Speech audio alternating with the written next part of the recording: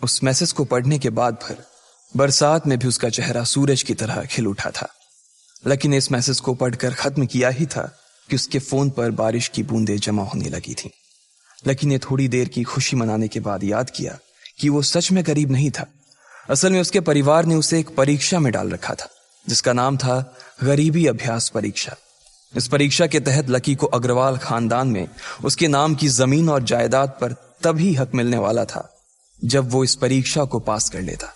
अचानक से उसे याद आया कि वो गरीब नहीं था बल्कि गरीब होने की परीक्षा दे रहा था। हालांकि परीक्षा देते देते उसे 8 बरस हो चुके थे, इसलिए उसे एहसास होने लगा था कि वो कभी परीक्षा को पास ही नहीं कर पाएगा और हमेशा हमेशा के लिए गरीब ही रह जाएगा। अच्छा हुआ चली गई, अब मिलना कभी। लकी ने होटल की तीसरी मंजिल की ओर देखा और पानी के अंदर ही अपना पैर पटक दिया। वो डिंपल को कोस रहा था। उसने अपनी मोटरसाइकिल उठाई और फिर से चमन मेडिकल स्टोर जाने के लिए मुड़ने लगा। अगले दिन जब लकी की आंख खुली तो वो सीधा उठा और तैयार होकर शहर के सबसे बड़े बैंक न्यू सिटी बैंक पहुंच गया। न्यू सिटी बैंक न सिर्फ शहर का सबसे बड़ा बैंक था बल्कि वो सबसे अमीर बैंक भी था। वहां पर शहर के सबसे अमीर लोगों के ही पैसे जमा किए जाते थे। लकी वहां पैसे को निकलवाने के लिए जा रहा था। New city bank south Delhi में बसा हुआ था और उसके दरवाजे के बाहर महंगी से महंगी गाड़ी खड़ी थी। भाई, अब इसमें से कौन सी नई गाड़ी लेगा, लकी ने मन ही मन सोचा। उसे यकीन नहीं हो रहा था कि कल तक तो वो एक मोटरसाइकिल तक नहीं खरीद पा रहा था और आज वो एक कार, और वो भी इतनी महंगी कार खरीदने की सोच रहा था। फिर उसने अपनी नजर गाड़ी पर से हटाई और बैंक के अंदर जाने लगा। उसने देखा कि बाहर बहुत भीड़ थी और महंगे से महंगे कपड़े पहने लोग बैंक के अंदर जा रहे थे।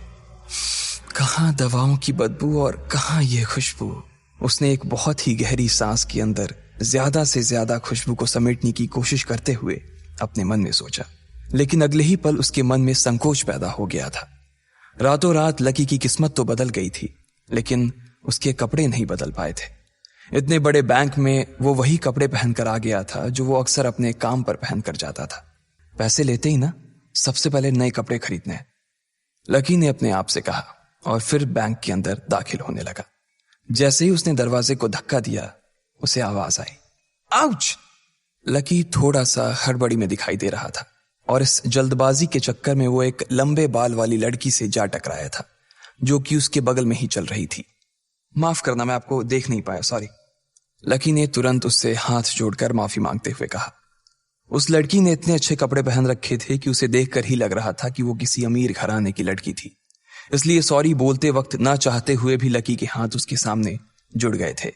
लेकिन जब उस लड़की ने लकी के कपड़े और उसके हुलिये को देखा तो उसने अपनी नाक भौं सिकोड़ ली।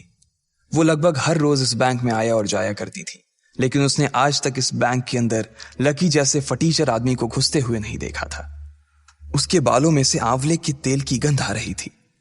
उसने गुस्से भरी नजरों से लकी की ओर देखा और बोली, क्यों नहीं देख पाए? मैं क्या ट्रांसपेरेंट हूं? तुम्हें इतनी बड़ी लड़की दिखाई नहीं देती? इससे पहले कि बात आगे बढ़ती, उस लड़की ने देखा कि इस बैंक की मैनेजर यास्मीन पटेल उन दोनों की ओर बढ़ी चली आ रही है। उसने भी लकी को देखकर वैसी ही शक्ल बनाई थी जैसी शक्ल उस लंबी लड़की ने बनाई थी। I am so sorry miss, आपको कहीं लगी तो नहीं? यास्मीन ने उस लड़की से पूछा और फिर घिन्न भरी नजरों से लकी की ओर देखने लगी। लकी तमतमाती आंखों से उन दोनों को देखा जा रहा था। वो जानता था कि उसने इतनी जोर से भी दरवाजा नहीं खोला कि उसे चोट लग जाए, लेकिन असल में उसे यह मालूम नहीं था कि वो लोग उसे नहीं बल्कि उसके कपड़े को देख रहे थे। यास्मीन ने लकी को ऊपर से नीचे तक देखा और ना जाने उसके मन में क्यों शक पैदा हो गया। क्या आप मुझे बता सकते हैं कि आप यहाँ पर किस काम से आए हैं? यास्मीन ने बड़ी मुश्किल से अपने चेहरे पर एक मुस्कान लाते हुए कहा। वो उसका हुलिया देखकर ही समझ गई थी कि वो यहाँ का कस्टमर तो नहीं था। लकी ने अपने आप को संभाला और कहा, हाँ, वो मैं अपना पैसा निकलवाने के लिए आया था। पैसे निकलवाने के लिए आए हो? यास्मीन ने लकी की बात को ही दोहराते हुए कहा। वैसे तो वो लकी की बात पर जोर से हंसना चाहती थी, लेकिन उसने अपने आप को थोड़ा सा काबू में कर लिया था। लकी की बात सुनकर उसे लग रहा था कि वो कोई पागल था जो यहाँ जबरदस्ती घुसा चला आ रहा था। हाँ, तो क्या आपके पास कार्ड है? यास्मीन ने उससे आगे पूछा। न्यू सिटी बैंक का कार्ड हासिल करना एक बहुत ही मुश्किल भरा काम था। अगर किसी को भी उस बैंक का कार्ड लेना था तो सबसे पहले उस आदमी को अपने खाते में कम से कम 5 लाख रुपए जमा करवा कर रखने पड़ते थे, तब जाकर उसे कहीं कार्ड मिलता था। लेकिन लकी तो पहली बार ही यहां आ रहा था, इसलिए उसके पास कार्ड होने की कोई संभावना ही नहीं थी। लकी जब यास्मीन के सवाल का जवाब नहीं दे पाया तो यास्मीन ने फिर उससे पूछा, मैं पूछ रही हूं कि आपके पास कार्ड है? वो समझ गई थी कि लकी पागल ही था जो कहीं से भागकर सीधा उनके बैंक में आ गया था। कार्ड नहीं मेरे पास। लकी ने उसके सवाल का जवाब दिया और वो फिर इधर उधर देखने लगा। जैसे ही उस लंबे बालों वाली लड़की ने लकी का जवाब सुना तो वो खिलखिलाकर हंस पड़ी। यास्मीन को तो सिर्फ लग रहा था कि वो पागल है, लेकिन वो लड़की तो अपने मन में मान चुकी थी कि यह लड़का कोई पागल ही है जो कहीं झोपड़ पट्टी से यहां आ गया है। इससे पहले कि आगे कोई कुछ कह पाता, उस लंबे बालों वाली लड़की के पिता वहां आ गए और बोले, चलो बेटी। उनके हाथों में कुछ कागजात थे। लकी ने देखा कि उन्होंने महंगा सा सूट पहन रखा था। उस लड़की ने यास्मीन के दोनों हाथों को पकड़ा और बोली, यास्मीन देखो, अगर इस तरह के सड़क छाप लोग तुम्हारे बैंक में ऐसे ही घुसते चले आए ना और बाकी कस्टमर्स को परेशान करने लगे तो तुम्हारे बैंक की इमेज और उसके शेयर्स दोनों को काफी नुकसान होगा। एक मैनेजर होने के नाते तुम्हें इन सब चीजों का ध्यान रखना चाहिए। मुझे उम्मीद है कि आगे मेरे साथ ऐसा कुछ नहीं होगा। उस लड़की ने कहा और अपने पिता के साथ बैंक के बाहर चली गई। अपना ध्यान रखना कोयल मैडम। मैनेजर ने उसकी गाड़ी तक छोड़ने के लिए आते हुए कहा। आज तो वो बाल बाल बच गई थी। कोयल और उसके पिता इस बैंक के सबसे पुराने और सबसे वफादार कस्टमर्स थे। अगर आज यास्मीन उन्हें नाराज कर देती और वो उसके बैंक से अपना खाता बंद करवा देते तो शायद यास्मीन की नौकरी तक जा सकती थी। और यह सब हो रहा था उस पागल लकी की वजह से।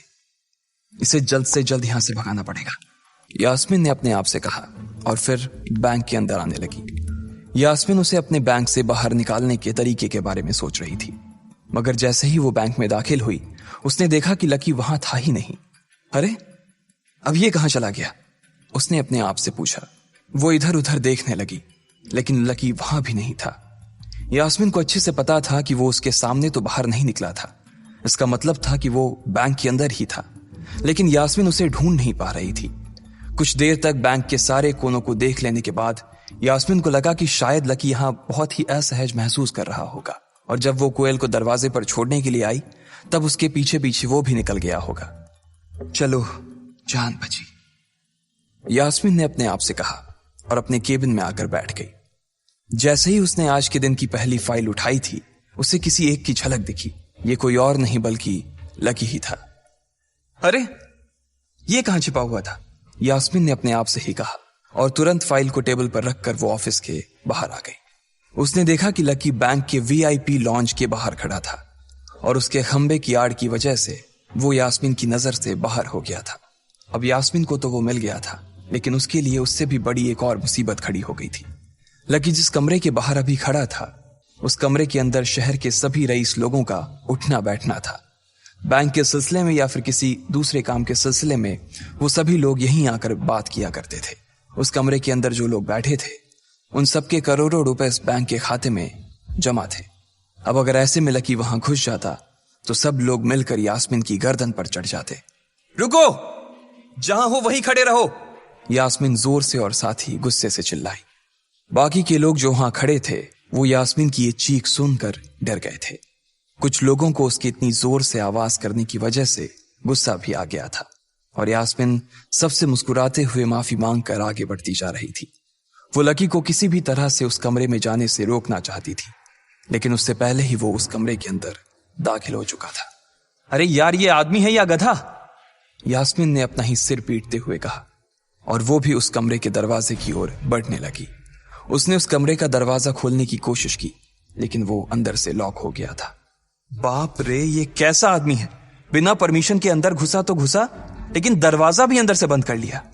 अब यास्मीन की सांसें फूलती जा रही थी। उसे बहुत डर लग रहा था।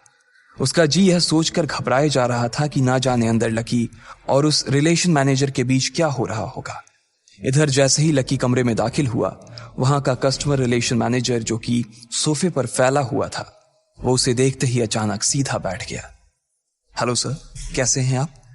उसके मुंह से बिना लकी को देखते हुए ये शब्द निकले। उसे याद था कि इस कमरे में कुछ खास लोग ही आते थे और जो भी आते थे यास्मीन उनके आने की खबर उसे पहले ही दे देती थी। लेकिन इस वक्त जो आदमी उसके सामने खड़ा था उसे देखते ही वो अपनी जगह पर जम गया था। ना तो वो कहीं से भी वीआईपी लग रहा था और ना ही वो उसका कोई रिश्तेदार था। कौन हो भाई तुम? क्या चाहिए तुम्हें? उस मैनेजर ने 20 साल के जवान लड़के को देखते हुए कहा, मैं यहां अपना पैसा लेने आया हूं। लकी ने सीधे मुद्दे की बात को मैनेजर के सामने रखते हुए कहा, तुम्हारे पास हमारा सुप्रीम कार्ड है? मैनेजर ने उससे ऊपर से नीचे तक देखा और पूछा, नहीं नहीं, मेरे पास कोई कार्ड नहीं है। लकी ने कहा, तो फिर हम तुम्हें कोई पैसा नहीं दे सकते, चलो अभी दरवाजा खोलो और सीधा बाहर निकलो। मैनेजर ने कहा और सोफे पर से उठ गया। नहीं, मैं अपना पैसा लिए बिना नहीं जाऊंगा यहां से। लकी भी जिद पर अड़ गया। अरे बोला ना, बिना कार्ड वाले को पैसा नहीं मिलता है, और वो भी पैसा होगा तब तो मिलेगा ना। मैनेजर ने उसके करीब आते हुए कहा, अरे पैसा है तभी तो निकालने आया हूं सर। लकी ने कहा, देख फालतू की बहस मत कर सुबह सुबह, वरना मैं सिक्योरिटी को बुला लूंगा तो वो लोग मार मार कर बाहर निकालेंगे तुझे। लकी यह सुनकर घबरा गया था। मैनेजर के चेहरे का गुस्सा उसे साफ नजर आ रहा था, लेकिन ऐसा भी नहीं था कि वो झूठ बोल रहा था। भले ही उसके पास कार्ड नहीं था, लेकिन इसका मतलब ये नहीं था कि वो अग्रवाल खानदान का लड़का नहीं था। जैसे जैसे मैनेजर उसकी ओर बढ़ता चला जा रहा था, लकी का डर भी बढ़ता जा रहा था। मैनेजर को लग रहा था कि वो कोई संकी था और वो उसे धक्का मारकर बाहर निकालने के लिए आगे बढ़ ही रहा था कि अचानक घबराए हुए लकी के दिमाग में एक आइडिया आया। फिंगरप्रिंट! उसने अपना अंगूठा कमरे में मौजूद उस मैनेजर के सामने उठाते हुए कहा। फिंगरप्रिंट? कौन सा फिंगरप्रिंट? मैनेजर ने चौंकते हुए पूछा।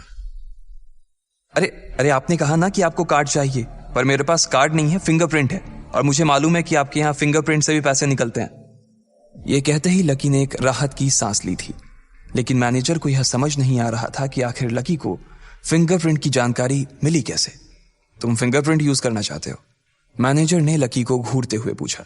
लकी की शक्ल और उसका हुलिया मैनेजर के लिए उसकी बातों से मेल नहीं खा रहा था। हाँ, मैं फिंगरप्रिंट यूज करना चाहता हूं सर, लकी ने सीना चौड़ा करते हुए कहा। उसे इस तरह देख तो मैनेजर और भी कंफ्यूज हो गया था। मैनेजर ने सोचा कि उसे एक चांस देना चाहिए, इसलिए उसने लकी को फिंगरप्रिंट इस्तेमाल करने की इजाजत दे दी थी। वो अपनी टेबल के पास गया और उसके दराज में फिंगरप्रिंट वाली मशीन ढूंढने लगा। 2-3 ड्रॉर में झांकने के बाद आखिरकार उसे वो मशीन मिल गई थी। चुपचाप यहां पर अपना अंगूठा लगाओ, मैनेजर ने मशीन को आगे बढ़ाते हुए लकी से कहा। लकी ने अपनी फटी हुई पैंट के पिछले हिस्से में अपना अंगूठा पोंछा और फिर उस मशीन पर लगा दिया। 2 सेकंड बाद मशीन में से एक आवाज आने लगी। उसके अंदर एक लाल बत्ती चल रही थी और वो जोर जोर से बीप कर रही थी। देखा, तुम्हारा फिंगरप्रिंट मैच नहीं कर रहा है। मैंने पहले ही बोला था कि कोई खाता नहीं है इस बैंक में तुम्हारा। मैनेजर ने लकी को ऐसे देखा जैसे वो कोई बड़ा अपराधी था। मैनेजर उसकी पैंट की ओर देखने लगा। उसे लग रहा था कि लकी ने अपनी जेब में कोई हथियार छुपा रखा था और वो मैनेजर को बेवकूफ बना रहा था। इससे पहले कि लकी अपनी जेब से कोई बंदूक या बम निकालता, मैनेजर ने अपना फोन निकाला और पुलिस का नंबर लगाने लगा। लकी ने उसकी स्क्रीन पर देख लिया था कि वो 100 नंबर पर फोन लगा रहा था। लकी बुरी तरह से घबरा गया था। वो बहुत ही उत्साह और जोश में अंदर तक तो चला गया था, लेकिन उसे मालूम नहीं था कि वो इतनी बड़ी मुसीबत में फंसने वाला है। अब आगे क्या होने वाला था? क्या लकी उसे पुलिस को बुलाने से रोक पाता? कहीं उसे कोई फेक मैसेज तो नहीं आया था? लकी कैसे इन मुसीबत से बाहर निकलेगा? इन सब सवालों के जवाब अगर आप जानते हैं तो प्लीज कमेंट बॉक्स में कमेंट करके हमें भी बताएं, और आगे की कहानी जानने के लिए हमारे साथ सुनते रहें लखपति, सिर्फ पॉकेट FM पर।